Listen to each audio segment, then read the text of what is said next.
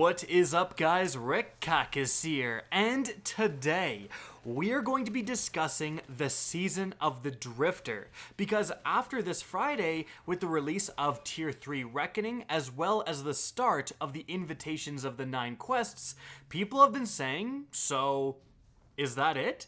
Is that all the Season of the Drifter has to offer? And while that's not completely true, if we look at the roadmap for the upcoming events, it's mostly true.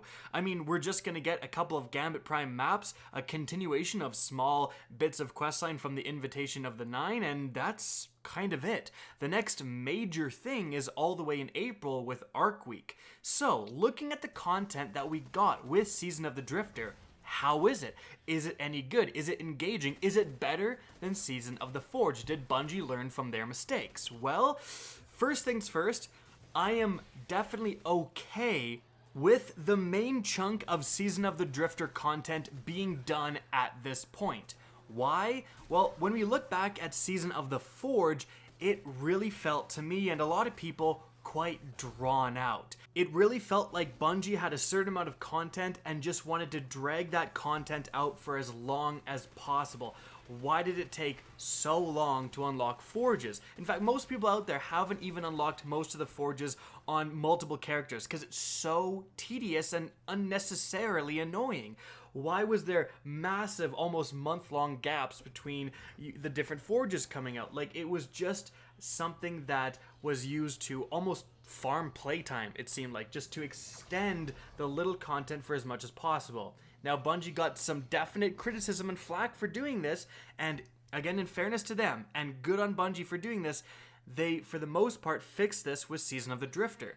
We had Gambit Prime available and playable day 1, as well as Reckoning Tier 1. Not too long after that, Reckoning Tier 2, and really not too long after that, Reckoning Tier 3. So already, in just a couple of weeks or so, we have access to the Tier 3 armor, which lets us experiment with the sets and Gambit Prime and all of that stuff. And by no means is the Season of the Drifter completely over, by no means is the content dry, but the main brunt of the content has been delivered much more swiftly than it was in Season of the Forge, and I think overall that's positive. It felt a lot more like an actual DLC this time around, like things were happening in quick succession, like there was almost something new to do every day, or at least something to catch up on from the day before. And again, that's very good. But let's examine this content. Firstly, Gambit Prime. So at the end of the day, was Gambit Prime good? Was it worthy of a DLC type edition? And you know, it's funny, one of my main complaints about normal Gambit was it was just a slog fest. When you won one round and the enemy team won one round, then you've got to battle it out for that Tier 3. You're looking at a 20-minute or more investment sometimes into just one Gambit match. And if you were someone who's just trying to get your daily and weeklies done, that could be super frustrating. You didn't sign up for this, you know what I mean? But funny enough, Bungie kind of addressed that main criticism of normal Gambit by making it so that if you win one and the enemy team wins one, the third round isn't a full round, you start with the Primeval out. So Gambit, normal Gambit, is so much better now that it kind of ironically makes Gambit Prime less necessary. Gambit Prime was supposed to be the quicker, more fast-paced, more intense version of normal Gambit, but normal Gambit got quicker and more fast-paced, so that's kind of funny. But with that being said, I think Gambit Prime definitely differentiates itself from normal Gambit. It does feel a little bit more competitive. Because there's only one round, you really have to try, relatively hard. The entire mechanics involved around getting a damage phase in with your Primeval make it so much more susceptible to enemy invasions, for example, because, in normal Gambit, if you're running the right loadout, you can melt your Primeval almost instantaneously, or you can just wait for the first invasion and then just kill that guy and then go for the melt. But in Gambit Prime, it's really hard to do that. If you kill that last wizard and then you enter into a damage phase and then you get invaded, it's a huge problem. Everyone's scrambling. You have to be all together on that Well of Light to do any sort of noticeable damage, so the enemy invader knows exactly where you're going to be. It's a lot more intense, so often people have to break off. You can stifle an entire damage phase, and then, once an invader is killed, you don't necessarily just get to go back to DPSing. You have to usually summon a damage phase all over again by killing the wizards, and then the enemy team has a chance for another invasion. So things are definitely more intense this time around, and the armor is a very cool addition. But it still has some of the problems of normal Gambit, especially in the fact that nothing matters more than just having heavy. The team that gets the most heavy drops will win that game a majority of the time. A lot of players have already found that if you use the Taken mod that makes it so that it drops heavy off killing a Taken guy, I mean, you just kill a blocker, get heavy every single time, and you would just never without heavy. You stuff every invasion. When you invade, you absolutely mow people down with stuff like the Wardcliff Coil, which is insane now. But frankly, that problem is not unique to Gambit Prime. I'm just saying that it does suffer from some of the same annoyances of normal Gambit. And I kind of wish Bungie would have done a little bit more with Gambit. I would have loved to see another alternative Gambit mode where there's no invasions. It's just who can melt the Primeval the fastest. Just slay out on ads. You got to be super efficient. You got to take risks. Potentially still have blockers to mess with the other team, but you can't invade. So that would really kind of solve the heavy problem. And frankly, I just think it would be a cool thing. But we didn't get that, so we can't talk about it. What we can talk about, though, is Reckoning. And I've got to be honest. Although I enjoy Gambit Prime, I think it's a cool addition. I think that people who like Gambit will like Gambit Prime, but it's not different enough that if you didn't like Gambit, it's not like Gambit Prime is so different that you might enjoy Gambit Prime. I think that if you don't like Gambit, you probably won't like Gambit Prime either. But that came alongside Reckoning, and I really actually enjoy Reckoning. It feels pretty intense. The fact that it also uses the modifiers is really cool and makes it quite different from day to day, and makes what subclasses and what things you should use change from day to day, which is actually really cool. It would kind of be like a solved meta pretty darn quickly if it didn't involve modifiers, so I'm glad they did that. And, you know, it feels different. You know, it feels different from a Forge activity. It feels different from a Strike activity. It feels like its own contained thing.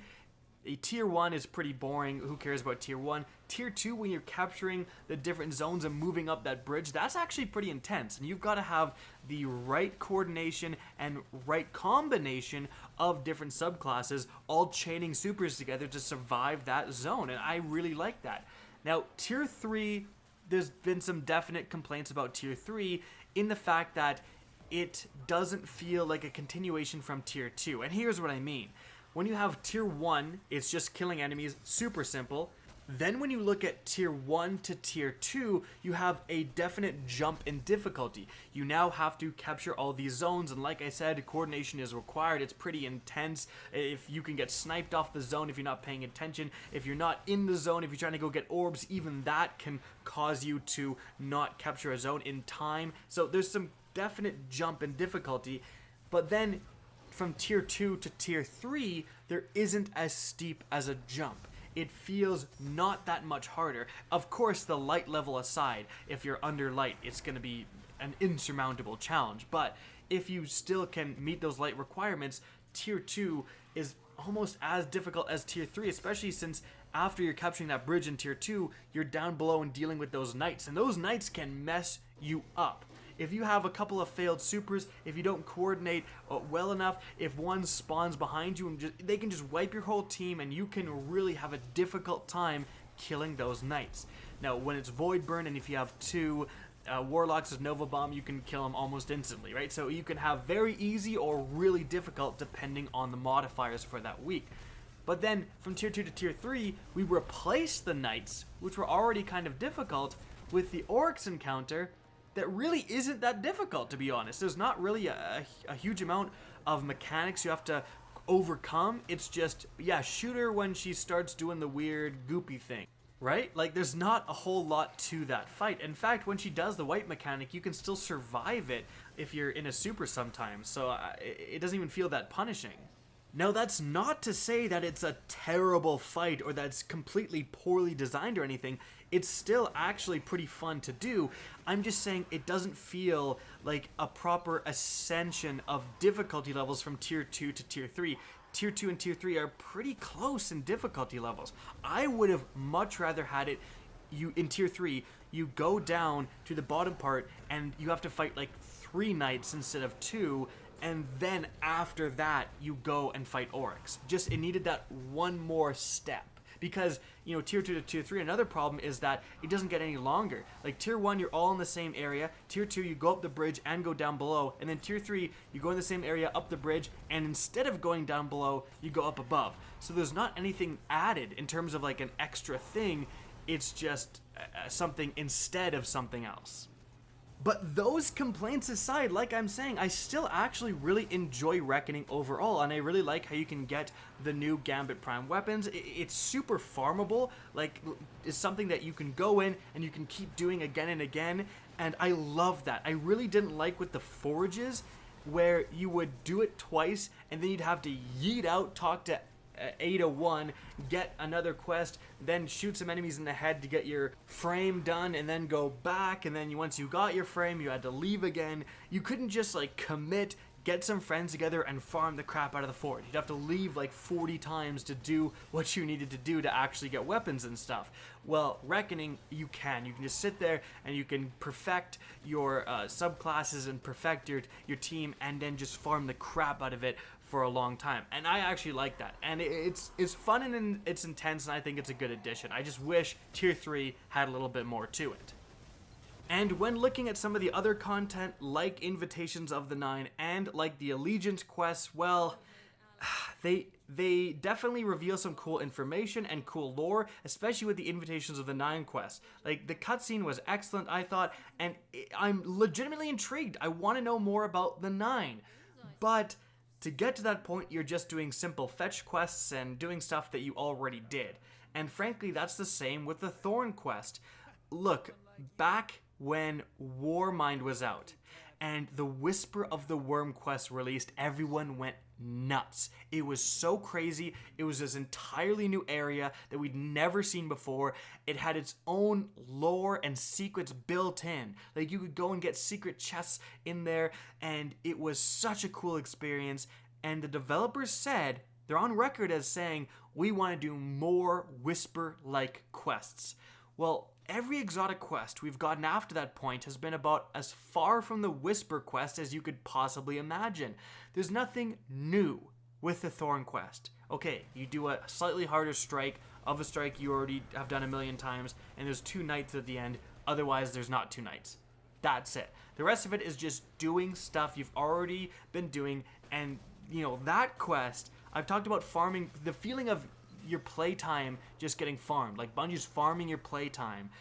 Nothing felt more like farming playtime than the PvP step of the Thorn quest, my goodness. But it wasn't even that hard. Like, you're going to get it. You don't go back in progress, so it just is a matter of slogging through the Crucible. And the quest steps before that are just doing activities you've already done. There's nothing new to that quest. And so I am constantly disappointed by the fact that they said we're going to get more quests similar to the Whisper, and yet nothing even comes close to the quality of the Whisper quest. Alright? That's just a fact. Now, the actual gun at the end of it, I think is really well designed. Like, the hand strikes and then gives a flower, because I love the design of the Thorn. What Bungie has achieved here with adding the Thorn back into the game is actually really hard to do in terms of a design standpoint, is to have a gun that hits on every level of nostalgia. It very much feels like the Thorn of old. But it's not just copy and pasted. It has a unique twist with the whole Remnants thing, and it changes your playstyle with the Thorn. You've got to be aggressive now. You've got to go out and get those remnants, or else you'll have not as powerful as a weapon. So it's hitting on all the levels of nostalgia, bringing back a favorite weapon, while also adding something new and changing things up and making it feel like a fresh experience in Destiny 2. So honestly, bravo for getting that done, because that's very hard to do. But with all that stuff being said, the fact remains that at this point, you're pretty much done with the Season of the Drifter. There's not that much more to do, again, until these free events like Arc Week and then the overall event after that. So what could be done to improve this? Well, frankly, it's my same complaint from Season of the Forge. More stuff needs to be added to the existing activities. every time we get one of these seasons, how do you level up? You just do the same stuff you've already been doing. You do the old raids, you do the old strikes, you just do your powerful. So you're doing the same stuff you've already been doing, and that doesn't feel great. Bungie needs to spice up these activities by adding new loot. And pinnacle weapons frankly aren't good enough. Yes, adding the service revolver was cool and all, but let's get a few more things than just that. Why not spice up the destination loot? Like, why is there not new loot for Mars and Titan and Io and all of those places? That would really help the game's longevity, frankly. In any event, those are my thoughts on the Season of the Drifter. I do think that overall Bungie has improved in how this content is delivered, but I think they still have some more things to do to get this really feeling like an almost DLC. I know it's not going to be like a proper DLC. An annual pass is different than a proper DLC, but when an annual pass season starts, it should feel like an event. And Season of the Drifter felt better than Season of the Forge, for sure, maybe minus the raid. And I hope if they apply the same things they learned in Season of the Drifter to Season of Opulence, especially since we will have a raid, I think that's going to be actually a pretty sweet event in Destiny 2. Guys, hope you enjoyed the video, found this interesting, and if you did, please remember to support it by liking and especially sharing. If you guys want to see more Destiny 2 content similar to this, don't be afraid to slap that subscribe button. And if you guys want to get in touch with me and keep up to date with the latest channel activity, the best way is to follow me on Twitter at RickCactus. That's linked in the description down below. Again, I hope you enjoyed the video, and as always, have a good day.